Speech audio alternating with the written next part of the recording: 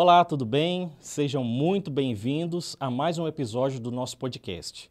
Se você pretende disputar as próximas eleições, acompanha a política ou simplesmente quer entender como é que funciona a engrenagem do marketing eleitoral, você precisa assistir esse vídeo até o final. Nós vamos conversar hoje, aqui nos estúdios do Portal Novo Norte, com um dos profissionais de marketing eleitoral mais atuantes do nosso estado, da nossa região. Ele vai dar algumas dicas importantes e falar um pouquinho da história de vida e como ele entrou nessa carreira tão requisitada hoje em dia. Nós vamos falar hoje com João Neto Aguiar. João Neto, seja muito bem-vindo ao nosso podcast. É um prazer tê-lo aqui. Você que é um dos maiores profissionais do marketing político que eu conheço. E não só isso, é um amigo pessoal, né? A gente se conhece há muito tempo, nossas famílias, né, se relacionam. E a gente já trabalhou junto também, né? Um período. Então seja muito bem-vindo, tenho um carinho muito grande por você. A gente vai ter um bate-papo muito legal aqui nesse momento. É muito bacana, eu me sinto em casa e você faz parte de grandes conquistas. Você e a sua família fazem parte de grandes conquistas da minha vida e eu fico muito feliz em estar aqui e estou aberto, livre, desimpedido a falar. Muito bom. Por falar em vida, eu quero que você conte a sua história, né, para a nossa audiência. É uma história... Eu não sei se é muita coisa em pouco tempo ou se é gradual mesmo. Vamos pular a fase, porque aos 8 anos, quando eu fugi com o circo, acho que pode pular para 13 anos de idade, quando eu comecei a trabalhar no rádio. Eu já sabia o que eu queria desde os 8 anos. Que a minha tentativa de fugir com o circo era porque eu queria aprender a tocar bateria. E aí, aos 13 eu comecei no rádio, aos 15 eu era diretor de produção da rádio, aos 18 eu era diretor-geral da rádio. Então foi muito rápido. E aos 20 eu estava já na televisão. E eu nunca fiz jornalismo. E nunca fiz publicidade. Assim, eu vivi da publicidade e jornalismo, mas a minha formação é administração. Mas eu nunca administrei. Então, e logo depois, uma pós em marketing político e outra em sociologia. Mas o que me encantou nesse processo todo, primeiro a comunicação, porque eu tenho isso natural, é um processo meu, nasci com ele, Deus me entregou e é seu. Desenhei por muito tempo, aprendi a trabalhar com CorelDRAW sozinho. Então, assim, as coisas foram meio que acontecendo porque tinham que acontecer. Eu não busquei nada. Assim, se falar assim, você se esforçou muito para fazer as coisas? Não. Eu acho que as coisas, Deus foi me entregando de acordo com o que precisava entregar. E eu fui fazendo de acordo com a demanda. Quando eu vim parar aqui no Tocantins de um jeito muito engraçado, porque Tocantins foi dividido e eu fiz o ensino médio, na época não era ensino médio, era segundo grau, acho. Eu concluí o processo todo, eu estudava em Ceres, em Goiás, onde eu nasci, e fui para Campinas, São Paulo.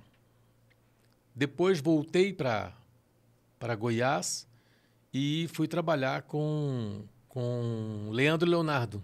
Aí fiquei com o Leandro e Leonardo um período para lançamento da grife deles e tive um problema de relacionamento com uma empresa que fornecia e que era quem deveria pagar o trabalho e acabou que não recebi, foi um problema e eu tinha na época 18 anos. E foi tudo ao mesmo tempo, no mesmo instante em que eu virei pai, fui pai aos 17 anos. Uma semana depois eu fiz 18, né? A Ana Clara, minha primeira filha, tem 30 e poucos anos. Se ela ouvir eu falando 30 e poucos, ela vai dizer, meu pai não se lembra. Então, tem 34 anos, acho. E então foi muito, muito rápido, muito tumultuado. Era como se eu fosse terminar o ano que vem, então eu tinha que fazer tudo de uma vez. Mas eu me esforçava para fazer tudo de uma vez? Não, parecia que era.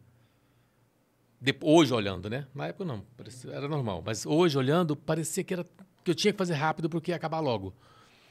E quando essa confusão da grife do Leandro Leonardo, que eu tinha uma relação boa com o Leandro, com o Leandro. O Leonardo já era uma relação extremamente comercial. Mas com o Leandro não, era mais próximo. E aí, quando deu o problema todo, um amigo da TV Manchete de Goiânia, era macro, né? Mas tinha a TV Manchete, me chama e diz, olha, você não quer ir para Tocantins, para Palmas? Eu falei, que isso, Palmas, né? Aí ele, não, a cidade nova, o Tocantins é o que dividiu de Goiás e tal. Eu falei, que legal. E aí, como é que é isso? Eu falei, ó, eu quero ficar longe de Goiânia, bora. Aí eu vim, tinha 500 metros de asfalto, cheguei em 92. Levei um susto, mas eu não tinha alternativa. Eu vim para cá porque eu queria muito aqui, estava lindo desenvolver. Não tinha alternativa. Porque onde eu estava, eu chegava muito rápido no teto. E aí eu cheguei e eu nunca tinha feito televisão. E eu acho que a Roberta Tum era a diretora de jornalismo. E aí eu morei um mês com o Rui Bucá, de favor. Ele foi um cara que me recepcionou muito bem. E aí, quando eu cheguei na televisão, a Roberta disse, se você tem experiência com televisão... Eu falei, nasci nisso aqui, sei tudo. Eu nunca tinha feito uma reportagem. Aí, então faz uma... já faz uma pauta. Quando ela falou pauta, eu falei, pauta, o que é pauta? Pauta. Isso na minha cabeça ficou girando. Eu falei, pauta, o que era pauta? Porque eu nunca tinha ouvido a linguagem do jornalismo. O que eu conhecia era do rádio. E lá também tinha pauta, mas eu pensei que fosse outra coisa de outro universo, não naquilo que eu conhecia. E aí tinha uma menina chamada Patrícia Uzelin. Ela é repórter de Brasília hoje, mas ela estava aqui. E ela passou e falou, vou pegar minha pauta. Eu vi ela buscando, no mural. Ela tirou o papel lá, assim, eu vi pauta. Falei, é aquele que é pauta. Aí eu falei, agora eu preciso urgentemente entender como fazer isso. Aí, na hora, eu falei, eu posso, antes de fazer a minha pauta, eu posso acompanhar alguma equipe sua para eu entender qual é a linguagem? Aí ela falou, tudo bem, beleza, acompanha aquela equipe. E eu, na cola. E aí, eu vi como era feito, falei, então é isso. Passagem, entrevista, off, aí entendi como é que era. Aí, na hora, eu falei assim, eu posso fazer o meu texto? Eu fiz o meu texto da mesma matéria, sem a menor expectativa, fiz o meu texto. Tudo que ela fez, eu fiz. Só que quando foi para a edição, editaram a minha matéria e não a dela. Com tudo, passagem, tudo. A minha foi para o ar. A da Patrícia não. Foi um problema criado porque parecia que eu tinha dado golpe nela. E eu não conhecia ninguém. Nem para dar o golpe eu conseguiria, porque eu não conhecia ninguém, que tinha acabado de chegar. Mas a minha foi para o ar e imediatamente eu entrei no Jornal da Manhã. E logo em seguida ia ter a primeira transmissão ao vivo. Manda o João Neto. O João Neto vai. E eu fui para a primeira transmissão ao vivo. Então foram... Isso com quantos meses? Não deu meses. Não sei, vamos colocar aí 6 meses. Eu só sei que em um ano eu recebi o prêmio de melhor repórter junto com a Adriana. Eu e a Adriana tivemos que dividir o prêmio porque nós tivemos a mesma quantidade de votos como melhor repórter daquele período. E aí, logo em seguida, eu assumi a direção de produção. Por quê? Porque eu vi as vinhetas da televisão, falando, não, isso está errado, está ruim. E comecei a dar palpite. Além de fazer o jornalismo, eu comecei a dar palpite na produção. Já era o publicitário. Já saindo de dentro de mim, explodindo, né? E aí eu comecei a mexer. E na época, para fazer uma computação gráfica, pagava por segundo. Era caro pra cacete, um negócio assim muito louco. Aí eu falei, não, mas eu não vou conseguir convencer. Porque o pessoal, a diretoria era toda indicação política, não tinha tino daquilo. Não estava a fim de, vamos aumentar a audiência, vamos melhorar a qualidade. Não tinha. Era muita indicação política. E aí eu tinha que convencer o presidente da empresa a me arrumar aquela grana para eu fazer as vinhetas. Aí quando eu passei o orçamento, que você está louco, de jeito nenhum. Uma vinheta é quase o preço de um carro, você está doido, não vou fazer não e tal. Falei, então faz 2 segundos. Que era só a conclusão, porque eu já tinha imaginado como é que eu ia fazer o restante dentro de casa. Era uma bola verde com C, que era a marca da Comunicatins, e puxado da Manchete. A Manchete era um M com as bolas nas pontas. Aí eu cheguei, peguei uma bola de isopor, pintei a bola de isopor. O Saulo Polva era diretor técnico. Eu falei, Saulo, eu preciso de uma cidade, uma maquete de cidade. Ele falou, maquete? Como é que eu vou fazer isso? Tem nada com isso. Eu falei, não tem. Dentro daquela máquina ali, eram umas máquinas enormes de edição. Eu falei, aquela placa lá tem cara de cidade. Mas eu precisava que você desmontasse aquilo lá. Eu falei, não acredito que você vai fazer isso comigo. Eu falei, não, mas desmonta de madrugada. Eu passo a madrugada trabalhando, depois você monta novamente. Ele falou, topou. E ele fez isso, desmontou a máquina, era a máquina de edição, um trambolho danado, e tirou aquela placa enorme. Eu fiz a cena com a câmera passando pelos prédios, que na verdade eram os circuitos da placa de circuito integrado. E depois peguei a bola no chroma key e fiz a bola passar entre os quadros. E no final entrava a vinheta que eu tinha pedido para fazer, que eram os outros 2 segundos. Porque eu queria mais, mas não tinha dinheiro para mais. Eu falei, o restante eu faço lá dentro. E ficou muito massa, e foi feito. E a partir daí eu comecei a fazer todas as vinhetas. Vinheta do Jornal da Manhã, era um jornal sobrevoando as cidades do Tocantins. E aí tinha que pagar um avião para fazer a cena, porque não tinha drone, não tinha helicóptero. Falei, puta merda. Mas aí e foi indo. Acabou que fiquei nesse período, aí abri uma agência, eu, o Mário Ponce, o Eto Noda e o Adalto Arantes. Era a Inteliagência. Fomos bem, destacamos no mercado. E eu ainda não tinha entrado no marketing político. Eu tinha feito vários cursos de marketing empresarial, mas assim, não tinha nem esse nome marketing empresarial, porque o marketing não era um negócio que você achava na esquina. Hoje eu acho em qualquer lugar. Aí eu fiz esses cursos e fui terminar a administração, tudo nas coxas, porque eu queria só o certificado mesmo, porque o que eu queria era aquilo que eu estava fazendo, mas eu não sabia o que era aquilo. Não era publicidade, não era jornalismo, era o tal do marketing. Mas não tinha isso escrito, delineado. Aí eu comecei a ler algumas coisas de marketing e aquilo foi meio que borbulhando. Logo em seguida, eu fui fazer a campanha, porque a minha primeira campanha foi em 86. Tá? A primeira campanha que eu fiz. Aí eu voltei a fazer marketing político aqui em 92. Eu cheguei e já cheguei saindo. Teve esse lance também. Eu cheguei e saí. Eu fui contratado, fiquei 2 meses, saí para fazer uma campanha fora e voltei. Mesmo assim, ainda fiquei em primeiro lugar como repórter e ganhei a eleição onde eu fui. Então, foi muito louco o negócio. Depois eu fiz a campanha em 96 aqui, do Raul, contra a estrutura do Siqueira Campos. Então, era bem... E foi muito interessante, porque a peça que nós criamos lá foi a peça mais lembrada em 2002 na campanha do Marcelo Miranda, que eu também ajudei no trabalho de coordenação. Nós fizemos uma pesquisa e foi a mais lembrada, a peça de 96, que era uma peça da bonequinha que era jogada numa caminhonete saindo numa estrada de terra, e a criança, tão decepcionada com o palmo, jogava a boneca fora, ao som de Carmina Miranda. Então, assim, as coisas foram acontecendo. E aí eu fui firmando como uma área de marketing político. Aí eu, Zelma e Marcelo Silva abrimos a Cariocal em 2002 para fazer a campanha do Marcelo Miranda. E era apenas uma empresa de consultoria de marketing político. Fomos contratados pelo então governador da Siqueira Campos e fizemos o trabalho. Ganhamos a eleição, então aí foi onde surgiu a ideia, vamos abrir uma agência. Eu falei, não, agência eu não quero mais. Não aguento agência, tem que ter paciência demais, eu não quero.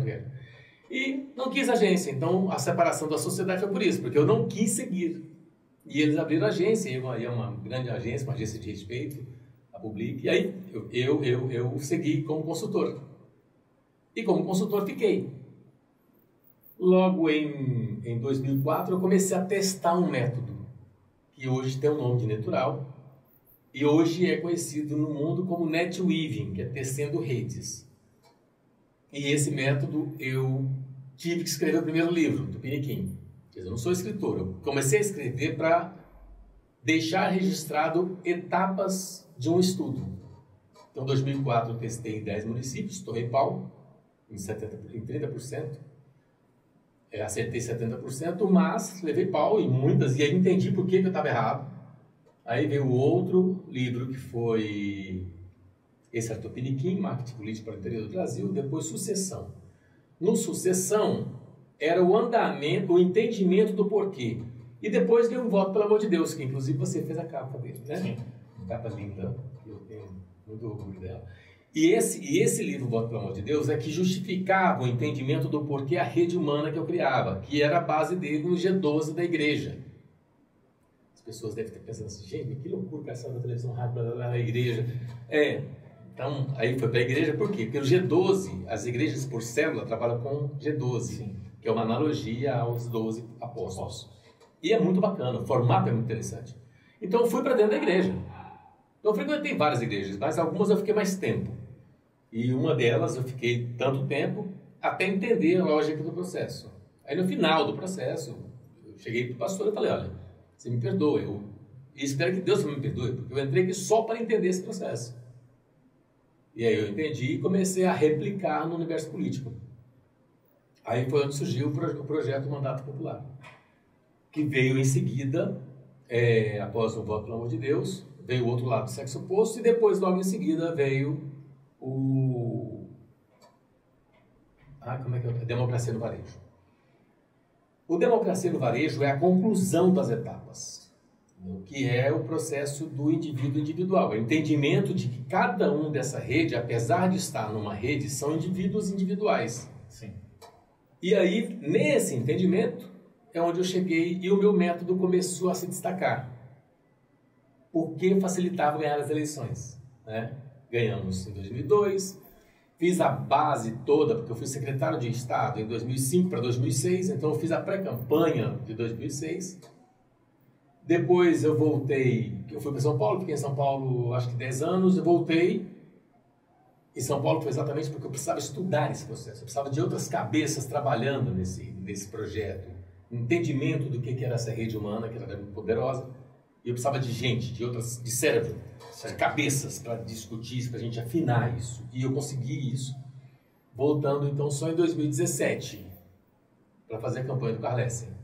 Aí voltei para fazer a campanha do Carlesse era presidente da Assembleia ainda, eu voltei a assumir a diretoria de comunicação, e começamos então no processo da pré-campanha, de olhar esse cenário, e foi onde aconteceu o boom. Como é que isso virou? E para mim é o mesmo processo que foi feito lá atrás com o Marcelo Miranda. Porque eu entendi que eu consigo transformar a consciência coletiva. O que é? Tem a consciência coletiva e o subconsciente coletivo. O subconsciente coletivo é aquilo que as pessoas sentem, mas não sabem por quê. Elas sentem vontade, mas elas só se provocada aquilo se torna consciente.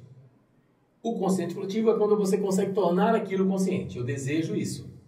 Então, o processo de transformação... e o cara fala, então você pode enganar todo mundo. Não, não pode. Não pode enganar. É necessário que aquilo que você quer entregar para as pessoas sejam concernentes, ou pelo menos dentro da expectativa ou da capacidade de desejo daquela pessoa. Não dá para você entregar um livro preto dizendo que é vermelho. Entendeu? Não tem como. Então tem que haver sincronicidade, tem que haver o que eu falo com a movimentação do meu corpo. E como o corpo fala 70% e a boca só 30%, o que você fala tem que ser muito equivalente ao que o seu corpo fala. Então esse é o grande problema da política. O cara, exemplo, Marcelo Miranda na época, as qualitativas que demonstravam o inconsciente, as pessoas leem e veem apenas o comportamento social. Eu vejo o inconsciente. E vendo o inconsciente, eu entendo que se eu fizer um trabalho, eu consigo transformar aquele inconsciente em consciente. Então ele era muito rejeitado, ele era o filhinho de papai, o cara que não trabalhava, o cara que dependia do pai para decidir, essas coisas. E na pesquisa era claro que a gente conseguiria fazer uma justificativa disso. Porque ele era um cara bom. Então eu não precisava mentir. Eu precisava justificar o que... Ressignificar. Ressignificar. Essa é a palavra. Eu precisava ressignificar para as pessoas aquilo que elas sentiam. Eu não tinha que mentir. dizer que ele não era aquilo que as pessoas pensavam. Não, é ressignificar, essa é a palavra. E o mesmo foi feito logo em seguida. Por exemplo, no meu entendimento, na minha leitura, na campanha de 2017, por exemplo, o Amasta era o homem de desejo. O Amasta só perderia aquela eleição se ele errasse. E ele errou. E o Carlesse, para ganhar a eleição, precisava contar com o erro do Amasta. E ele errou. Então, foi um processo. Qual foi o erro do Amasta, na sua visão? Como as pessoas o imaginavam. Tá? O inconsciente coletivo tinha no prefeito de Palmas, o cara que transformou a cidade, o cara que fez a grande capital e tal, que era isso que as pessoas do interior entendiam, era um cara tipo Clark Kent, super-homem. Olhos azuis, lindos, cabelo ao vento, fortão, um S no peito. De repente, dá de cara com um Amasta, do jeito que ele é, na real, e quebrando aquilo que as pessoas pensavam, não é esse. E quando houve o choque, e aí veio algumas aberrações, tipo, eu me expor abraçando um cachorro, no rádio eu dizer que vou tomar um café com a Dona Maria lá no Taquari, quer dizer, são coisas que não combinam com ele. Ele tinha que chegar lá em Sítio Novo, no Pico Papagaio, de Ferrari, que aí combina com ele. Sim. Ele não estaria mentindo, era ele descendo. E as pessoas iam identificar e falar, porra, é esse o cara. Mas aí, não sei o que houve na cabeça deles, de quem estava trabalhando com ele, não sei o que aconteceu, que ele tinha que se adequar a um cenário mentiroso. Você vai ser transformado em algo que você não é. Aí é onde há o choque. A minha boca fala uma coisa, meu corpo diz outra. E aí a incoerência leva ao erro. Sim. Entendeu? Tanto é que sozinho num debate ele fala um monte de coisa que atrapalhou ele mesmo. Quer dizer, tem todo um processo a ser trabalhado aí. E só funciona se for verdade. De acordo com o seu método, então, qualquer político pode chegar a um cargo a qualquer como lugar. A qualquer lugar. Governador do estado, por exemplo. Lugar pode. E o que ele tem que ter assim, para iniciar esse processo? Sendo bem cru, conta de padeiro, ele tem que ter verdade. Muita verdade. Ele não tem que ser fabricado. A internet não permite mais, e as pessoas, por causa da internet, aumentou a percepção. Tipo, se eu digo uma coisa, as pessoas têm a tendência imediata de verificar se aquilo que eu estou dizendo tem a ver com aquilo que eu faço. Se houver incoerência, vai ter problema. Tanto é que, voltando ao histórico de Carlesse não sabia falar, ele tinha dificuldade. Aí as pessoas, ele tem que aprender, nós temos que treinar ele. Eu falei, como assim, gente? Você é doido? Não, ele tem que parar de falar. Eu não sei falar, eu não falo. Simples assim. Não, mas e aí? Ele vai precisar fazer discurso. Eu falei, quem falou? As pessoas têm medo de microfone, as pessoas comuns do dia a dia não gostam desse negócio. Microfone, câmera, essas coisas, não gostam. É coisa rara. Alguém que goste disso. Então, quem é o cara? O cara é o cara que não gosta de falar. Como a maioria. O que ele tem que dizer? Gente, eu não sei falar, tá? Desculpa, boa noite. Pronto. Genial. Acabou. O que acontece? A outra pessoa olha, nossa, eu também sou assim. Então, há uma sincronicidade. Há uma concedência. Um encontro de frequência. Que é outro tema fantástico. Que trabalho muito com neurociência. E física quântica. Porque aquilo que eu movo, quando eu movo o meu mundo, o mundo ao meu redor se move na mesma frequência. Eu achava bom demais, o Carles brincava comigo dizendo, não, mas você faz reunião demais. Porque eu tinha, imagina, na Assembleia são 24 deputados. Cara, deputado é autônomo. Por mais que ele seja do mesmo partido do outro, ele é autônomo. Ele não é obrigado a fazer aquilo que o presidente manda. Né? Então, ele tem que entrar em algo que ele acredita. Ele não pode entrar em algo porque foi mandado. Tem uma frase que diz assim, mais faz um homem por amor do que por dinheiro. Então, precisava elevar aquele aquele gabinete ao sentimento de querer fazer. Depois podia até negociar a questão financeira, mas primeiro o querer. Então, para querer, eu preciso passar informação. Para eu passar informações, tem que ter uma etapa. Primeiro eu preparo, depois eu digo o que eu quero. Depois eu reafirmo o que eu quero e depois eu confirmo o que eu quero. Então, só aí são 4 reuniões com cada etapa. Porque o que eu falo para o assessor de imprensa não é o mesmo que eu vou falar para o deputado. A frequência é a mesma, mas a informação não é. Na hora que fechar, vai falar, nossa, que lindo, encaixou. Mas o que eu falo para um não é o mesmo que eu falo para o outro. Mas o caminho é o mesmo, a frequência é a mesma. Tanto é que eu passo mais tempo numa campanha, por exemplo, pré-campanha eu trabalho, se eu trabalhar 1 ano, 4 meses é de dentro para fora. Os primeiros 30 dias só de dentro, é dentro do candidato. É ele com ele. Antes de falar ele com a mulher dele, ele com o filho dele, ele com o pai dele, sabe? É ele com ele. Aí eu tenho que fazer toda uma cena para ele não perceber que eu estou fazendo isso. Porque eu estou sacaneando ele? Não, porque ele não vai entender. Se eu disser, olha, é o seguinte, você vai ter que se concentrar agora, fechar os olhos, pensar na lua, pensa no pássaro voando, não vai ter paciência para ele, vai catar coquinho. Então eu tenho que fazer um outro processo. Quer dizer, é o seguinte, agora nós vamos ter que fazer assim, assim, assim, para convencer tal pessoa e tal partido e tal, e ele vai acreditar que é verdade, é isso. Só que não é. É um processo dele se ver. Pega todos os podres dele, tudo aquilo que foi ruim para ele, e ele tem que dar de cara com ele mesmo. Para ele se acostumar. Primeiro, se aquilo foi verdade, ele tem que ter uma justificativa boa. Ele tem que se convencer que ele não fez aquilo por sacanagem, ou se ele fez por sacanagem, tem que pedir desculpa para ele. Não é nem para as pessoas, é para ele. Ele tem que se curar antes de ir. Porque se ele não se curar, ele não vai aguentar a pressão. A primeira pedrada que vier, ele vai fazer uma besteira. Geralmente os candidatos são sinceros nesse aspecto. Tem como omitir essas coisas? Tem, só que para ir para a campanha eu não vou, se eu não for verdadeiro com ele. Não estou dizendo para as pessoas. Não, é com ele. Ele tem que reconhecer quem ele é. Ele precisa. Tá? Eu digo para você que agora, por exemplo, eu estou fazendo o trabalho, estou estudando da Kátia. A senadora é extremamente inteligente. Eu nunca tinha trabalhado com ela.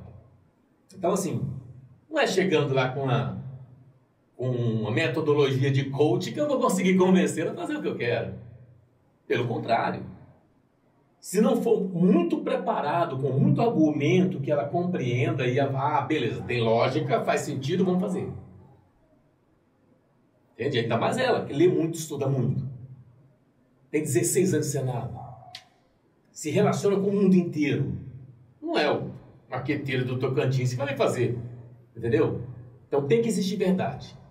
E a única coisa que foi buscada durante os primeiros meses dentro dela, ela com ela. Tem um documentário que eu vou disponibilizar depois da eleição. Que nós fizemos todo um trabalho antes, desde a primeira pesquisa, os movimentos internos, os movimentos dentro da casa, os movimentos dentro do candidato, que foi transformado num documentário para a equipe entender de onde saímos, para onde estamos indo e onde estamos. E é um documentário lindo, deve ter uns 10 minutos de história, bem bacana. Foi redigido pelo Guilherme e editado pelo Márcio Bazzaron.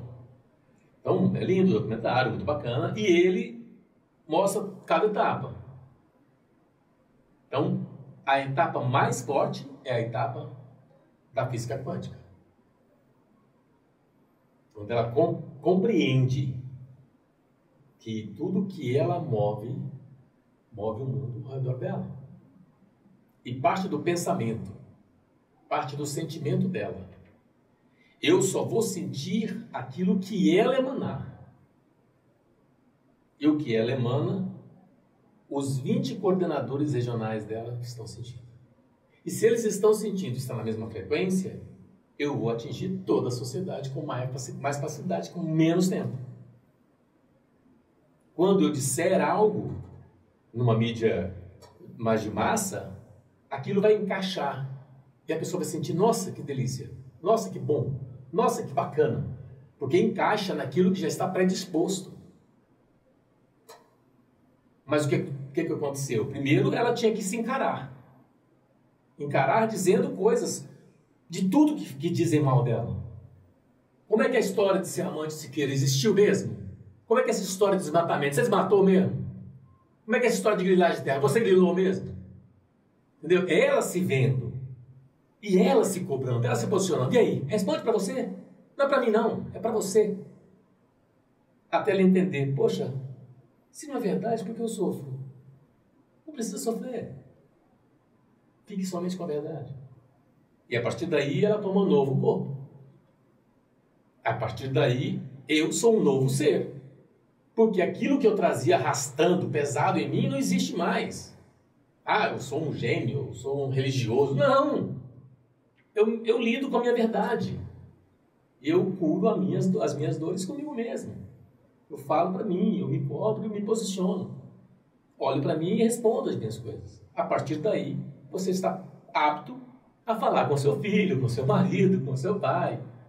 Mas se você não fizer isso, como é que você vai passar isso adiante? Por isso, qualquer um pode. Por que acreditar é fundamental? Porque acreditar é eu acredito em mim. Não é nas pessoas, não é no eleitor, não é na estrutura de poder. Não, eu acredito em mim. Ao acreditar em mim, eu começo a construir aquilo. O que eu faço de extraordinário é usar a inteligência dos outros, a capacidade do outro, a força do outro. É a única coisa que eu acho extraordinário do que eu faço.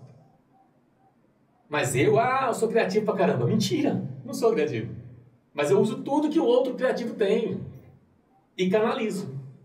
Né? Eu brinco muito com a equipe, porque o Guilherme, por exemplo, eu falo para ele, Guilherme, o que você acha disso? Ele me vem, puf, com uma ideia sensacional. João, se arrebentou. Eu falei, que eu, velho? Eu não sei nada, você me entregou alguma coisa que saiu de você. Eu só joguei para você uma informação que eu tirei da senadora. Ela me deu isso pronto e eu repassei. E você me devolveu uma embalagem linda que vai encaixar com o que ela está dizendo. E está tudo certo. Como é que é o dia a dia do trabalho que você faz com a senadora? A gente tem uma ideia de que ela é uma locomotiva sem freio. É. E ela é. Ela é. Mas o primeiro passo foi esse, foi ela se ver. Né? Porque ao se ver, você percebe as suas fragilidades, as suas dores, as suas deficiências e a sua força. Então, ao invés de ficar brigando com tudo isso junto, separa as coisas. Aquilo que você tem deficiência, você tem que fazer. Porque ela está sentada aqui, ela está preocupada com o barulho da cozinha, ela está preocupada com o cara que não trocou o pneu do carro, ela está preocupada, entendeu? Com o mundo à sua volta. Por quê? Porque ela foi assim. Ela ficou viúva aos 25 anos de idade. Grávida de 2 no colo. Entende? Então, assim, a vida chegou nela e disse, minha irmã, danou-se, acorda, levanta, bate a poeira, não quero nem saber como. E ela teve que se virar.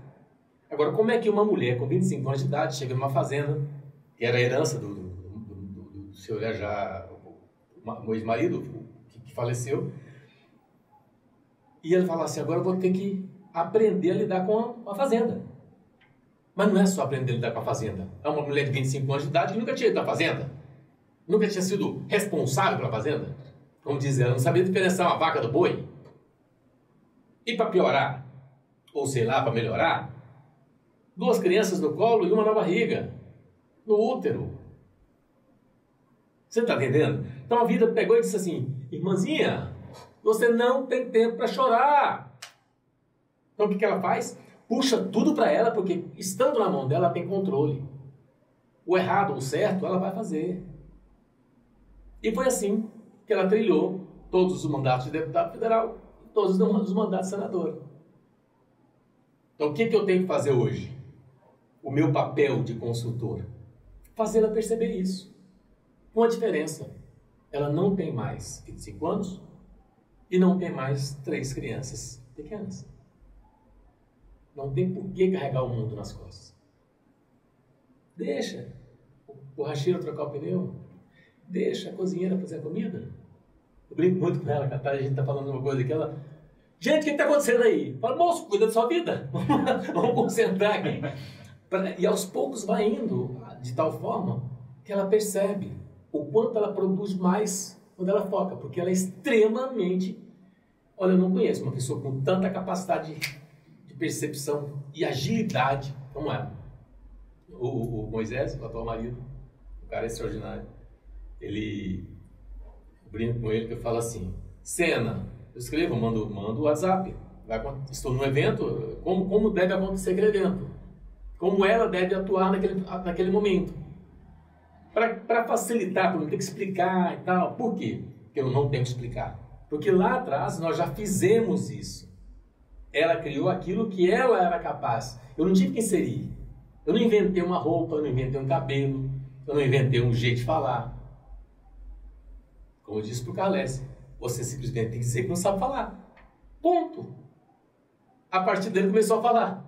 Porque ele diria, eu não sei falar, gente, então não vou falar. Tá, boa noite, um abraço para vocês, e sentava. Logo em seguida, gente, que bom que você está aí, fulano, e aí, já começou a se acostumar, daí a pouco ele estava falando. Mas sem alguém inserir aquilo. Pôr um papel na frente, uma câmera na frente, ficar batendo no cara de chicote para ele aprender a falar. Não, ele é ele. E a evolução dele é na velocidade dele. A mesma coisa, a senadora. Uma capacidade incrível de falar, de verbalizar. Mas que tem que entender que em alguns momentos não pode dizer o que pensa. Ah, então tem que mentir. Não! É porque cada público é um público. Aqui, até onde eu falo? Você fala até aqui, porque até aqui as pessoas vão entender. Senão não vão entender você.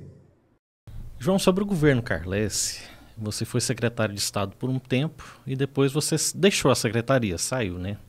Qual que foi a treta? O que aconteceu para você sair do governo e como é que foi esse processo? Teve uma... Eu agora há pouco falei sobre a síndrome dos 3 metros, né? Essa síndrome dos 3 metros é aquela... É a pessoa que fica... Uma pessoa, normalmente quem está no poder, aceita uma pessoa que fica normalmente a 3 metros de distância dele. Para essa pessoa se manter a 3 metros, ela tem que fazer nada. Ela tem que estar 24 horas por dia vivendo em função do objeto de poder. Ou da pessoa que está no poder. E no caso específico do governo, existia essa pessoa. Então, se combinava alguma coisa numa reunião, uma estratégia, e normalmente, quem já trabalhou comigo sabe que eu desenho. Olha, vamos sair daqui, vamos passar por isso aqui e chegar aqui. Cada um coloca seu talento aqui para a gente caminhar, porque pode ter ponte quebrada, pode ter um buraco, pode furar um pneu e tal. E normalmente, essa pessoa, na história da humanidade, sempre tem. E aí essa pessoa não... Ela soltava uma nota às escondidas, tipo, fontes palacianas, blá, blá, blá, blá, blá, blá. Soltava aquilo que poderia atrapalhar a estratégia. Então, muitos momentos, muitas crises que nós tivemos, foi provocado ali dentro. E eu criei um departamento chamado Diretoria de Comunicação Preventiva, que era exatamente para evitar grandes traumas. Então, vai acontecer alguma coisa, a gente vai fazer alguma coisa que a população não vai entender como bom. Então, eu já falo mal daquilo logo, eu falo. Porque eu falo do jeito que eu acho melhor. Eu falo com carinho. Do adversário falar, ele vai falar para ferrar. Então, a gente combinava isso. E essa pessoa fazia vazar a informação antes, de forma que atrapalhava todo o processo.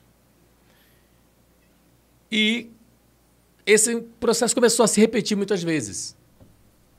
Então, eu entendi que só tem uma forma de resolver um problema quando você não combina com alguém na equipe.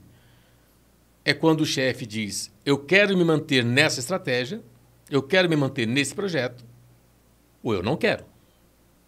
E para eu me manter em algum lugar é porque tem um projeto, eu sei para onde a gente vai. Agora, sem saber para onde ir, eu não fico em lugar nenhum. Então, eu deixei a Secretaria de Comunicação e fui para a Secretaria de Políticas Estratégicas. Qual era o objetivo? O objetivo era alinhar todo o governo. Então, a comunicação eu deixei e falei: então, beleza, você quer, então cuida disso aí. Eu não vou ficar brigando por nada. Só que continua a mesma coisa. Tipo assim, atrapalhando aquilo que era algo para o conjunto. E a pessoa torcer para o piloto do avião infartar, esquecendo que ele estava dentro desse avião. Então, eu achei melhor deixar o governo para não virar um inimigo, uma briga pessoal. E eu me afastei do governo, acho que mais de um ano antes de tudo que aconteceu. Ok. João, nós estamos num ano eleitoral, 2022, né? E na sua opinião, o que tem de diferente em 2022 em comparação a 2018? O que a gente pode ver assim como a maior mudança no cenário político eleitoral para esse ano? Eu acho que é um ano diferente de todos. Primeiro, a clareza da velocidade da comunicação. A imprensa não é mais o ponto de credibilidade. Então, o que a Globo fala, as pessoas procuram para ter certeza se aquilo é verdade. O que um político diz, as pessoas não acreditam piamente, vão buscar. O que o Supremo Tribunal fala, as pessoas vão atrás para ter certeza daquilo. O que o Congresso fala, as pessoas vão... Ou seja, está muito claro que não existe o dono da verdade. Antes nós tínhamos os pontos que a gente acreditava. Falava e a gente acreditava. Hoje não. Hoje criou-se dúvida em tudo. A Covid existe, não existe? É criado, não é criado? É inventado, não é inventado? É um problema, não é um problema? Tudo agora não é mais a certeza. Acabou-se a certeza. No Brasil, mais foda é a direita e a esquerda. Então, o tempo todo acreditando que PSDB era direita. Não, é centro-direita. Eu acho que agora é mais centro-esquerda. Então, sabe, as coisas foram apurando. E algumas verdades, outras inverdades foram desnudando. Ou seja, nós estamos num cenário onde nada mais é certo. E as pessoas falam muito, qual vai ser a narrativa da campanha? Primeiro, que eu acho que se tiver que ganhar a eleição, não é na campanha. Ou você já ganhou a eleição, ou você vai perder a eleição. Porque a campanha vai ser muito curta. Curta em todos os aspectos. A convenção, o prazo de convenção é dia 5, finaliza dia 5 de agosto. Aí vem registro de candidatura, aí vem... Depois do registro, abre-se a conta para depois pegar o dinheiro. Quer dizer, muito em cima. Uhum. Quer dizer, o dinheiro do fundo partidário vai sair lá para setembro. E a eleição é dia 2 de outubro. Então não dá tempo de fazer documento, contrato com a produtora que vai fazer o material, com a agência que vai fazer. Quer dizer, eu acho que quem fez isso não pensou, não fez essa conta.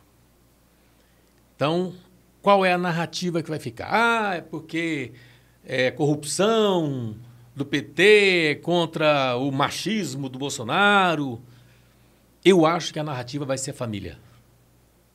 Vai colocar o brasileiro, que a sua tendência é mais conservadora, em xeque. Não é corrupção. Isso vai ser dito agora, está sendo dito agora. Mas na hora do vamos ver, vai comparar. E aí é onde vai chamar as pessoas para dentro da sua própria vida. Então, acho que esse vai ser o diferencial. O que é direita e o que é esquerda. Isso está ficando muito claro para as pessoas que nunca houve isso no Brasil nos últimos 40 anos. Nós tínhamos uma tendência a achar lindo. Nós saímos da faculdade achando maravilhoso. Todo mundo tem que ser igual, que coisa mais linda. Mas ninguém discutiu isso a fundo. Nós só achávamos que era bonito. Mas põe isso na prática. É um ovo, põe em pé. Entendeu? Então, agora está sendo discutido pela primeira vez. Então, assim, eu posso ter uma tendência de esquerda, mas eu tenho que medir. Porque eu falo que sou de esquerda e vou na igreja rezar, ou vou na missa. Você tem que compreender que a esquerda não é bem assim, não aceita essas coisas. Então, a incoerência vai dar choque na gente. Aquilo que eu acreditava, eu fui membro da igreja lá, do MST Mirim.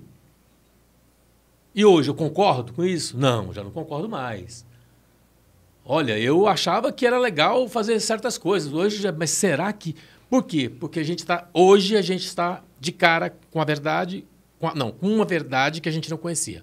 Então, a gente ainda está meio que filtrando o que é verdade e o que não é. Entendeu? Então, a campanha eleitoral vai se pautar muito mais nesse choque, nesse conflito cultural. É o que vai virar a campanha. Entendi. E no Tocantins, a campanha para governo do Estado, como é que você analisa, interpreta as pesquisas que são divulgadas, né? E se você acredita que algo vai mudar até o dia da eleição, ou se o cenário é esse aí e a fatura já está liquidada? Não. Acho que nacional é isso aí. A nível nacional é isso aí. Não teremos terceira via, esquerda contra direita, e é só. Agora, no Estado, está muito instável.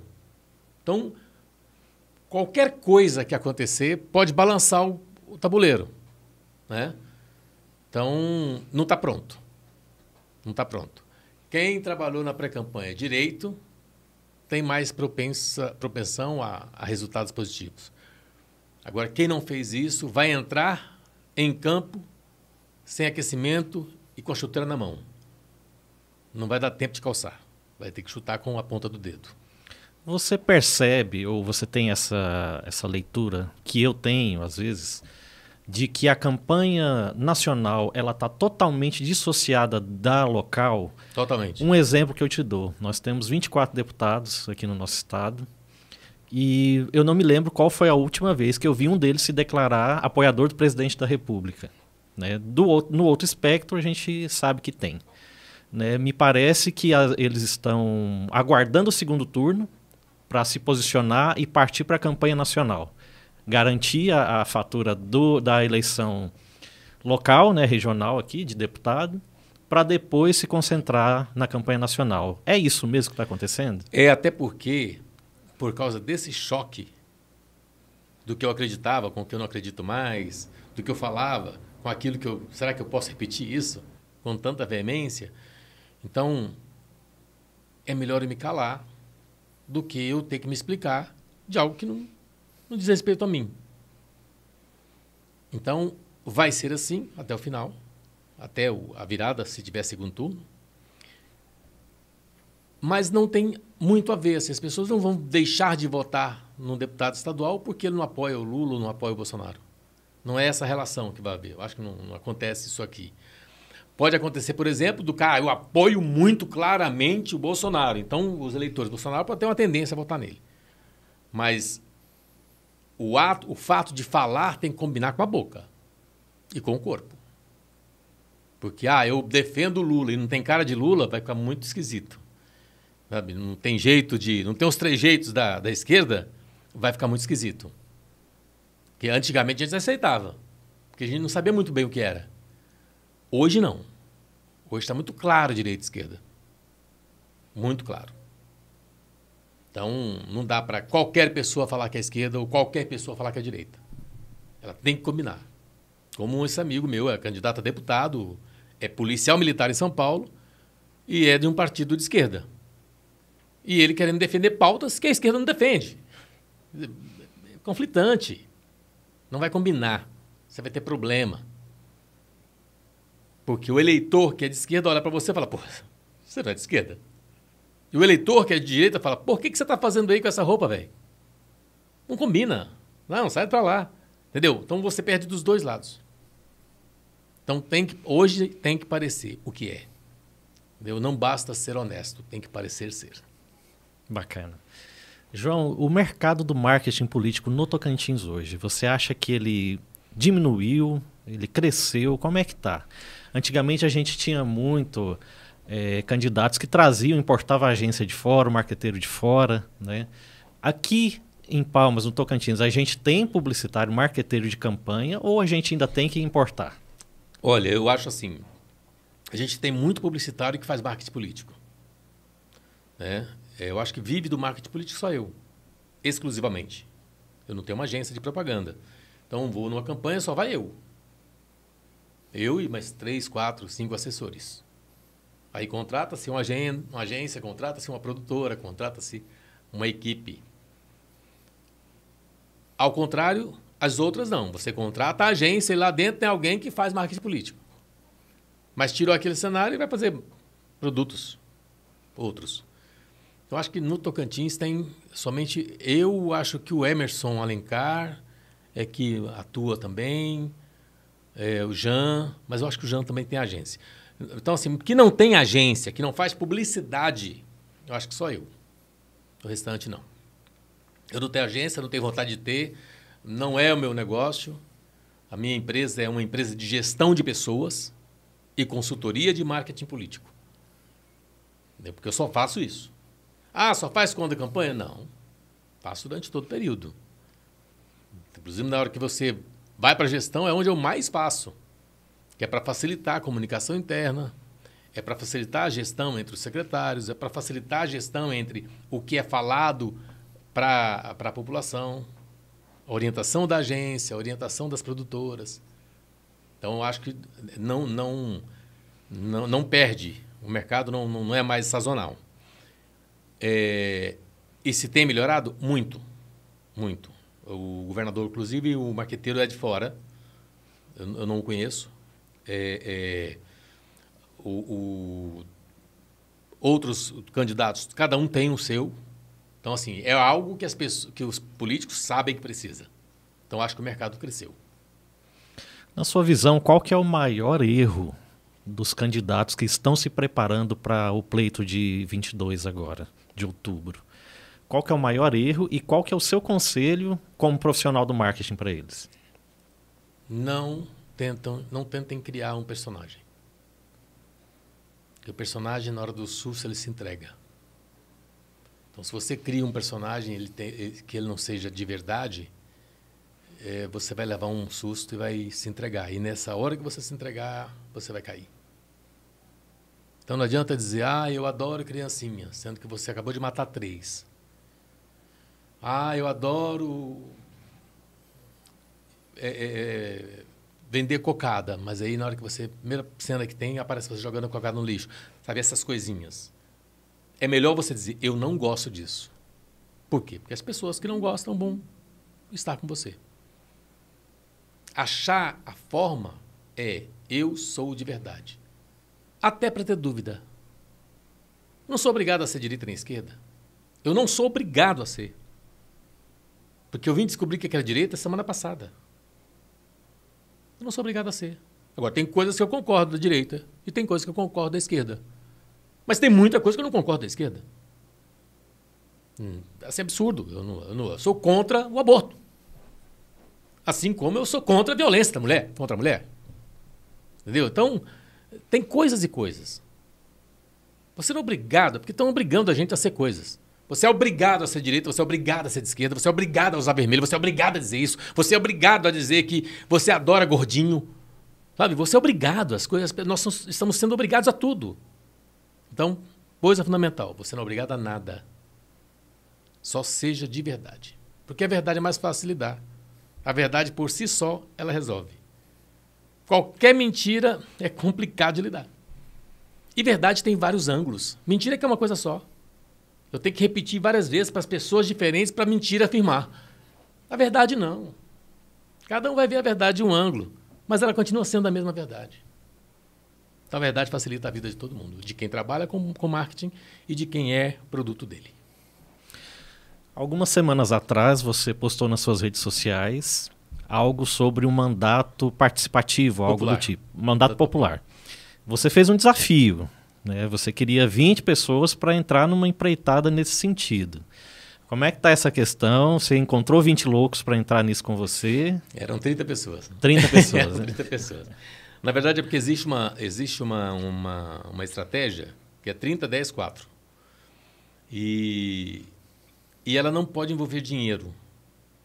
Ela é muito mais de paixão, de relacionamento para representatividade do que cabo eleitoral ou coisa assim. E foi muito interessante porque em menos de uma hora eu tinha 50 loucos naquele negócio. Mas eu tinha que fazer aquilo só para comprovar uma situação. Eu não tenho talento para ser candidato. Eu não nasci com esse talento. Exige muitas outras coisas, muito mais... que exige paciência, exige um monte de coisas que o profissional de marketing não precisa ter. O candidato precisa. Então, eu fiz muito mais para o desafio, para testar o desafio. E foi muito interessante porque 50 pessoas se posicionaram, então facilmente eu teria as 30 que precisava. Só que mesmo assim, na hora de selecionar o perfil, eu não chegaria àquele número. Eu precisava, como era 24 horas, chegou a muito mais que aquilo. Mas depois virou tipo, eu voto em você, do que eu entro na briga com você. A diferença é muito grande. É o comprometido e o envolvido, né? Algumas pessoas, as primeiras pessoas eram as comprometidas. As demais eram envolvidas. O envolvido não deu certo, vai para outro lugar. O comprometido não deu certo, ele morre. Então tem que dar certo. Então há essa diferença aí. E eu percebi logo de cara na diferença. A primeira hora de comprometidos, as outras 20 horas eram de envolvidos. Bacana. Vamos encerrar então. Quero agradecer, foi muito bom, né, conversar com você. Foi muito bom te rever também, né? Porque tem um tempo que a gente não se encontra, né? A gente trabalhou junto, mas tem um tempo que a gente não se fala. E muito obrigado por participar. E a gente espera conversar contigo mais vezes aqui, falar sobre outros assuntos, porque ainda tem muita coisa para falar, né? Tem muita coisa. E eu fico muito agradecido, acho muito bom falar sobre e estou à sua disposição sempre. Sempre. Obrigado ao pessoal da internet.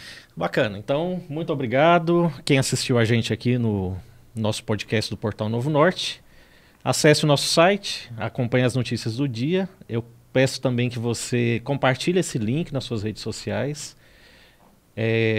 Comente aqui embaixo e também curta o nosso vídeo, né? Ative as notificações para receber mais conteúdos que a gente publicar durante a semana. Um abraço a todos e até a próxima.